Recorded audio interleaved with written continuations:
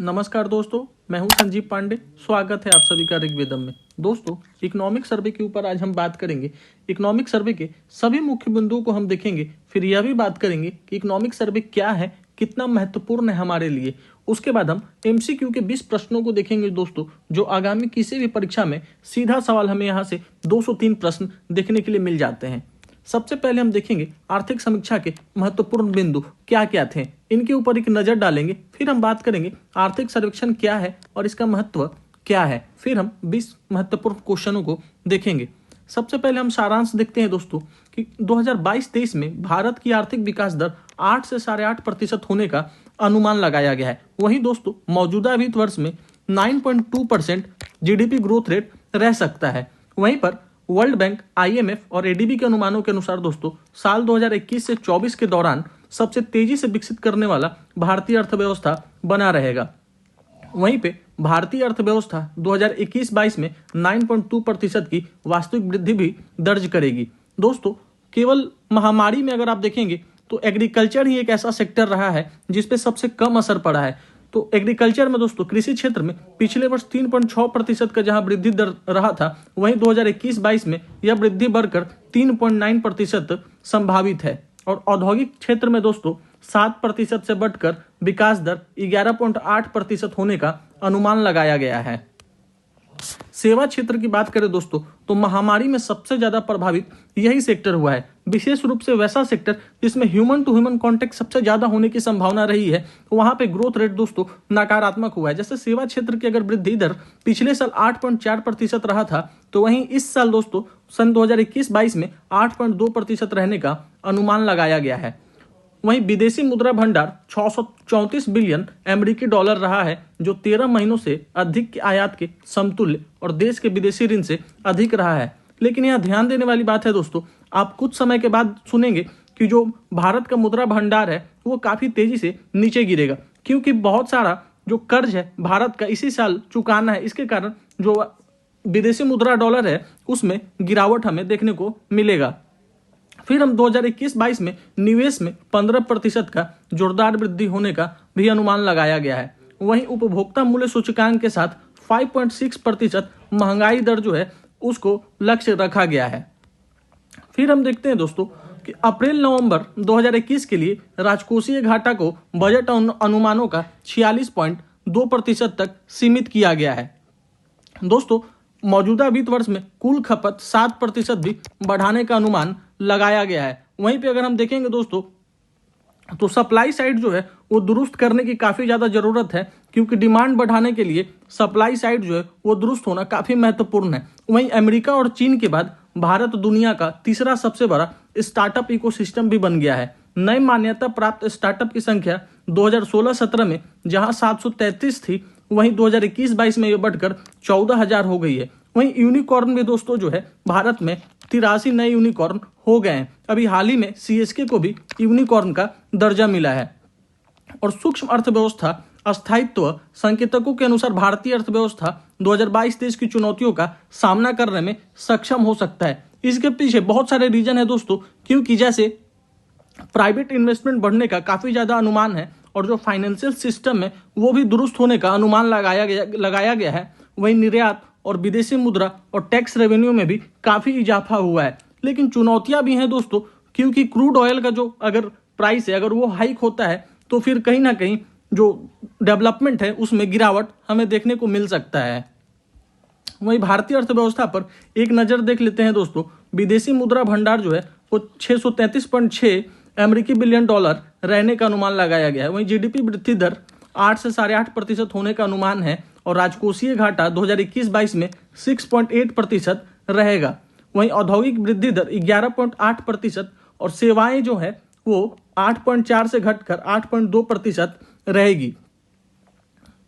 अगला हम देख लेते हैं कि अर्थव्यवस्था की स्थिति क्या रहने वाली है। तो वर्ष 2021-22 में जो भारतीय अर्थव्यवस्था है उसको 9.2% अनुमान वृद्धि होने की संभावना बताई गई है। और इसके पीछे बहुत सारे कारक हैं, जैसे वैक्सीन का बड़े पैमाने पर विस्तार किया गया है और आपूर्ति पक्ष को सुधारा जा रहा है। नियमों में कुछ ढील दिया गया है, सामानों का आयात निर्यात में भी इनमें भी काफी ज्यादा ढील दी गई है और निर्यात में इसके कारण बहुत मजबूती भी हमें देखने को मिला है।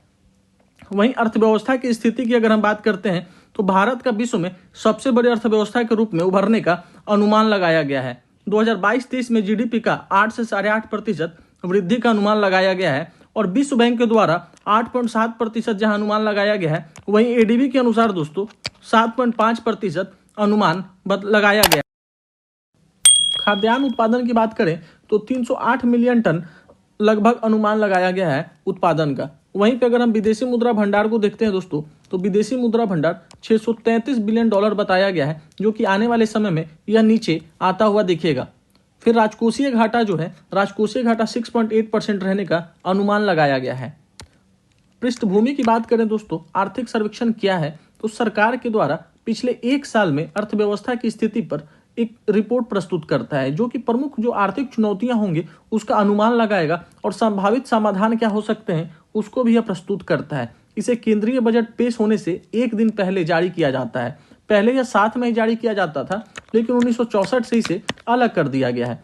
इसे तैयार कौन करता है दोस्तों, तो इसे आर्थिक मामलों के विभाग डीईए के आर्थिक प्रभाग द्वारा मुख्य आर्थिक सलाहकार की अध्यक्षता में तैयार किया जाता है। लेकिन इस बार ऐसा नहीं हुआ है, क्योंकि दोस्तों जो हमारे पिछले चीफ इकोनॉमिक एडवाइजर थे कृष्णमूर्ति सुब्रमण्यम, उनका कार्यकाल दिसंबर 2021 में ही समाप्त हो गया था और वर्तमान में जो हमारे चीफ इकोनॉमिक एडवाइजर बने हैं वो वी अनंत नागेश्वरम बने हैं, जिनको कुछ दिन पहले ही नियुक्त किया गया है। तो इसलिए इस साल का जो सर्वेक्षण है वो प्रमुख आर्थिक सलाहकार और अन्य अधिकारियों के द्वारा तैयार किया गया है। शुरुआत इसकी कब हुई थी इकोनॉमिक सर्वे की, तो भारत की आजादी के एक दशक से भी अधिक समय तक आर्थिक सर्वेक्षण बजट के साथ प्रस्तुत किया जाता था, लेकिन 1964 में दोनों को अलग कर दिया गया और आर्थिक सर्वेक्षण का अग्रिम रूप से अनावरण किया जाने लगा। क्यों महत्वपूर्ण है हम लोगों के लिए इकोनॉमिक सर्वे? तो दोस्तों यह एक महत्वपूर्ण बजट दस्तावेज है जो अर्थव्यवस्था के लिए एक रोडमैप के बारे में हमें सूचना देता है और वास्तविक बजट प्रस्तुत के लिए टोन सेट कर देता है दोस्तों कहीं ना कहीं। और आर्थिक सर्वेक्षण सरकार के प्रमुख विकास कार्यक्रमों और नीतियों की स्थिति को साझा करता है हमारे साथ, और पिछले वित्तीय वर्ष में अर्थव्यवस्था की क्या स्थिति रही थी उसका समीक्षा भी हमें देता है। कौन तैयार करता है इकोनॉमिक सर्वे? दोस्तों केंद्रीय बजट से पहले वित्त मंत्री द्वारा संसद में पेश किए जाने वाले इकोनॉमिक सर्वे को परंपरागत रूप में मुख्य आर्थिक सलाहकार की अगुवाई में तैयार किया जाता है, लेकिन इस बार ऐसा नहीं हुआ है, क्योंकि मुख्य आर्थिक सलाहकार की अनुपस्थिति में इकोनॉमिक सर्वे को प्रधान आर्थिक सलाहकार और अन्य अधिकारियों को द्वारा इस बार तैयार किया गया है। दोस्तों महत्वपूर्ण एमसीक्यू के कुछ प्रश्नों को हम देख लेते हैं। अर्थव्यवस्था 2021-22 में कितना प्रतिशत वास्तविक वृद्धि दर्ज करने का अनुमान लगाया गया है? 8.6%, 9.2%, 9.7%, 8.4%। दोस्तों जो इसका सही उत्तर हो जाएगा वो 9.2% हो जाएगा। अगला प्रश्न है 2022-23 में भारत की आर्थिक विकास दर कितना प्रतिशत अनुमानित है? 8 से 8.3%, 9.1 से 9.8%, 8.2 से 9.4%, 8 से लेकर 8.5%। दोस्तों जो इसका सही उत्तर हो जाएगा वो 8 से 8.5% अनुमान लगाया गया है। अगला प्रश्न है कृषि क्षेत्र में पिछले वर्ष 3.6% वृद्धि की तुलना में 2021-22 में कितना परसेंट वृद्धि दर संभावित है? 3.9%, 3.1%, 4.2%, 4.4%। दोस्तों जो इसका सही उत्तर हो जाएगा वो 3.9% होगा। अगला प्रश्न है औद्योगिक क्षेत्र में 2020-21 के दौरान 7% की विकास दर तेजी से बढ़कर 2021-22 में कितना प्रतिशत होने का अनुमान लगाया गया है? 10.6%, 11.8%, 9.8%, 7.6%। जो इसका सही उत्तर हो जाएगा दोस्तों वो 11.8% अनुमान लगाया गया है। अगला प्रश्न है सेवा क्षेत्र की वृद्धि दर पिछले वर्ष की 8.4% से घटकर 2021-22 में कितना प्रतिशत हो जाएगी? 7.9%, 8.2%, 6.8%, 8.1%। दोस्तों जो इसका सही उत्तर हो जाएगा वो 8.2% हो जाएगा। अगला प्रश्न है 2021-22 में निवेश में कितने प्रतिशत की जोरदार वृद्धि होने का अनुमान लगाया गया है? 12, 16, 15 या 14%। जो इसका सही उत्तर है दोस्तों वो 15% हो जाएगा। अगला प्रश्न है 2021-22 में औसत खाद्य मुद्रास्फीति कितने प्रतिशत के निम्न स्तर पर रही, जबकि पिछले वर्ष की समान अवधि में यह 9.1% रही थी? ऑप्शन है 6.2%, 2.9%, 4.4%, 3.1%। दोस्तों जो इसका सही उत्तर हो जाएगा वो 2.9% हो जाएगा।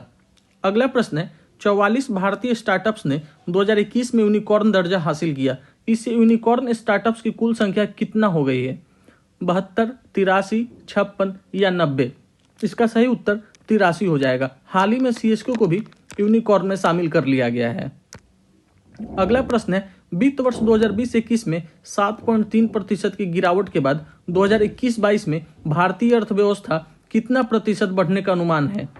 8.6%, 9.3%, 7.8% या फिर 6.7%?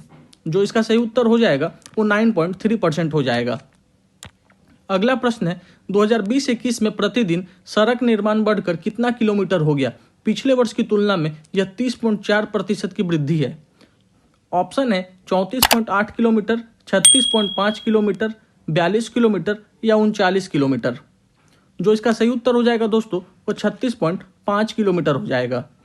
अगला प्रश्न है, विदेशी मुद्रा भंडार 31 दिसंबर 2021 को कितना अरब अमेरिकी डॉलर तक पहुंच गया?